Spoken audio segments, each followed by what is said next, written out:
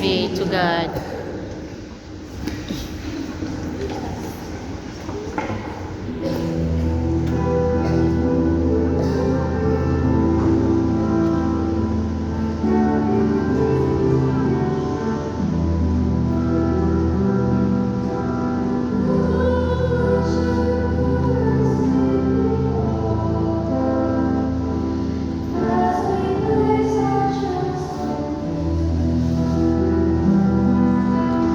Lord, let your mercy be on us as we place our trust in you.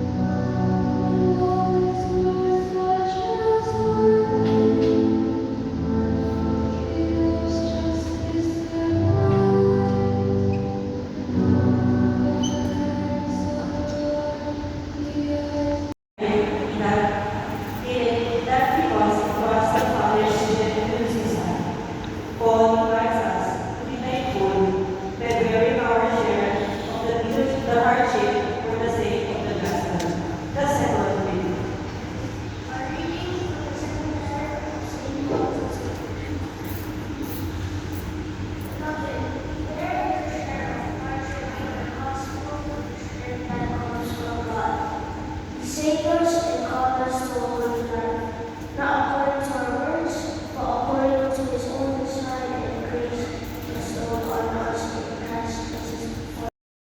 We celebrate the month of her birth and her anniversary, rejoicing in the blessings of life and love, family and friendship. May we recognize your hand in every moment. Bless them with your abiding presence. Surround them with your grace and grant them many joyful years, each one lived as a faithful gift back to you. We ask this in the name of the Father, and of the Son, and of the Holy Spirit. Amen.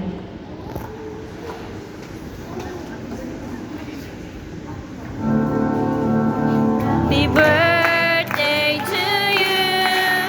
Happy birthday to you. Happy birthday, happy birthday to you. Happy birthday to you. Happy birthday to you. Happy birthday, happy birthday, happy birthday to you.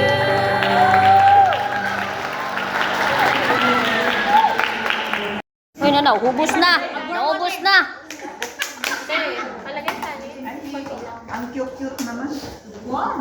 Nasaan sila nito? More!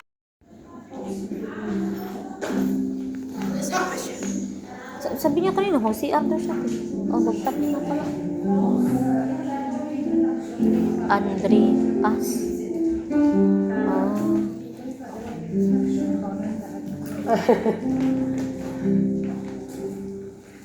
Okay. Magandang hapon po sa ating lahat.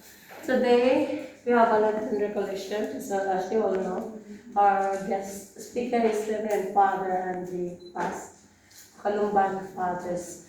For like almost 7 years, this is the first time that I have a recollection today. Father, thank you. Thank you. Ito, kawawa man.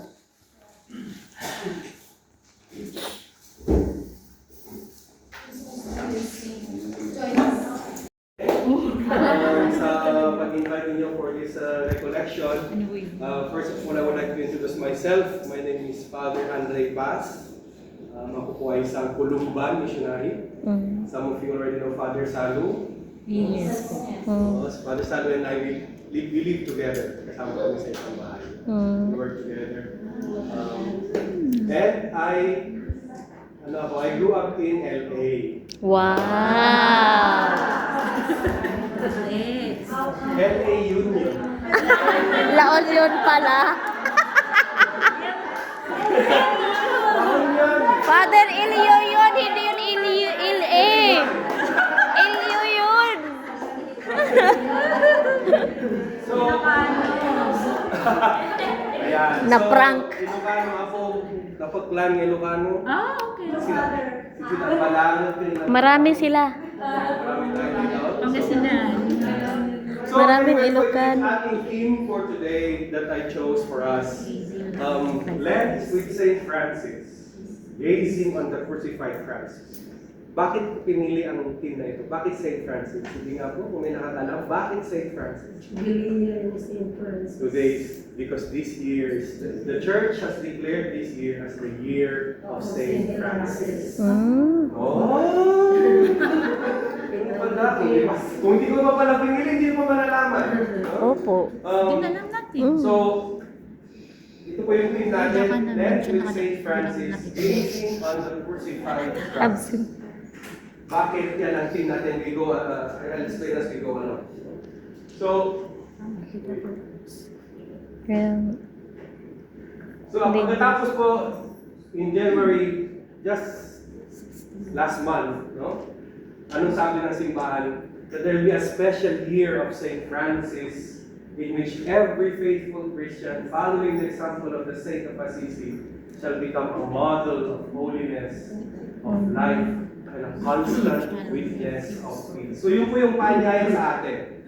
No? That the Church, in proclaiming this special year, we are not simply honoring Saint Francis, no? Because this year is also the 800th year of the death anniversary of Saint Francis. No? Oh, kaya But the pala. Church is inviting us to rediscover, tignan natin muli, no? A way of living the gospel today. So how do we live the gospel today? So Saint Francis then becomes hindi not just a historical figure, but a guide for us in our present journey, especially during this season of Lent. Sino po nakabasa sa inyo ng message ni Pope Leo for Lent? Yeah, yun ang wala. Wala? So sabi niya, Pope Leo says in his Lenten message that the Lenten journey is a welcome opportunity. No? To hear the voice of the Lord. Mali yata. Sabi niya, every path towards conversion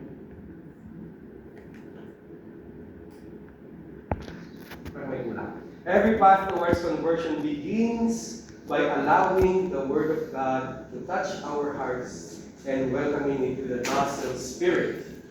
And there's a relationship between the Word, our acceptance of it, and the transformation is about. So the Lenten journey is a welcome opportunity to heed the voice of the Lord and renew our commitment to following Christ, accompanying him on the road to Jerusalem, where the mystery of his passion, death, and resurrection will be fulfilled. So pakikinggan natin yung salita ng Diyos. No? Paninibaguhin natin yung ating commitment sa ating pagsunod kay Kristo. Samahan natin siya sa kanyang paglalakbay patungong Jerusalem, called the San Damiano Cross. Habang siya nagdarasal, while he was praying in front of that, narinig niya ang boses, ang tinig ng Panginoon. Anong narinig niyang boses?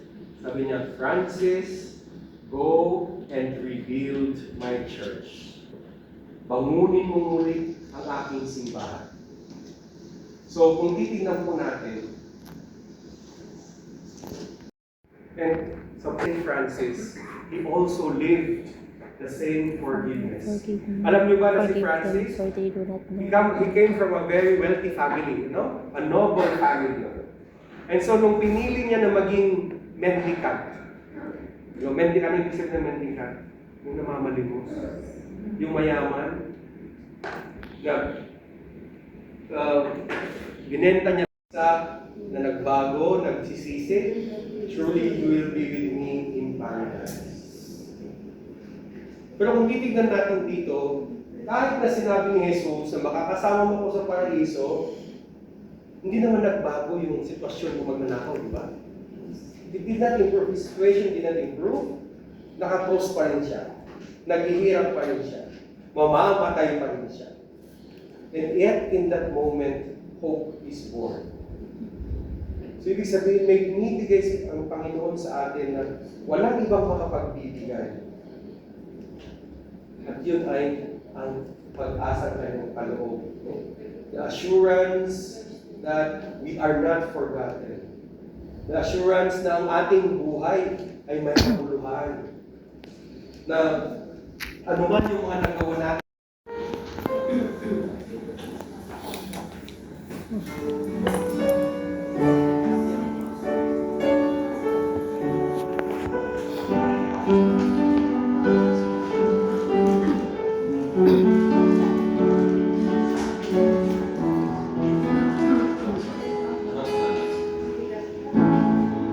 If you lose your life for my sake, you will find it. If you want to save your life, let it go. Take up your cross, deny yourself, come follow me. Follow me. Lose your life for my sake, you will find it. If you want to save your life, let it go. Take up your cross, deny yourself, come follow me. Follow me. How will you profit by gaining the world? Are you forfeit all of your life? What will you give in return?